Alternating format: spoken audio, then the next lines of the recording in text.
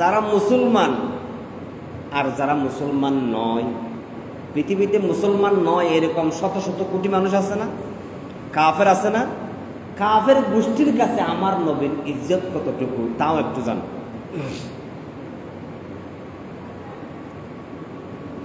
কাফের লেখক, একজন লেখক কাফের, তার নাম হলো মাইকেল এইচ হার্ট।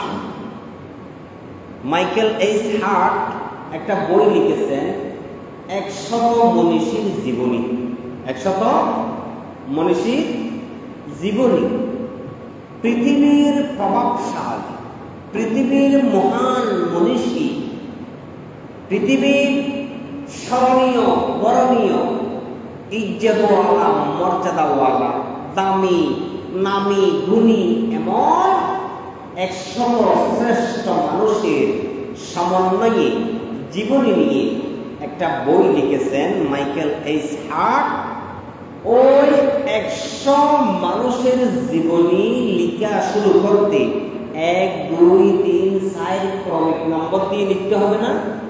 ক্রমিক নম্বরে সবার আগে 1 নম্বরে যেই নামটা তিনি লিখেছেন ওই নামটা হলো মুহাম্মদুর রাসূলুল্লাহ সাল্লাল্লাহু আলাইহি ওয়াসাল্লাম। লিখেছেন কাফের। সবার আগে কার নাম? আমাদের নবীর নাম।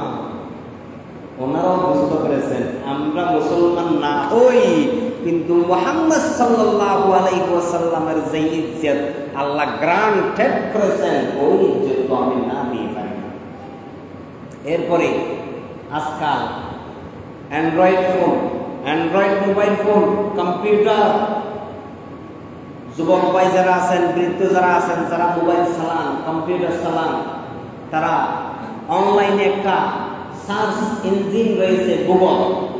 গুগলে গিয়ে সার্চ দিবেন who is the best person in the world, who is the best person in the world.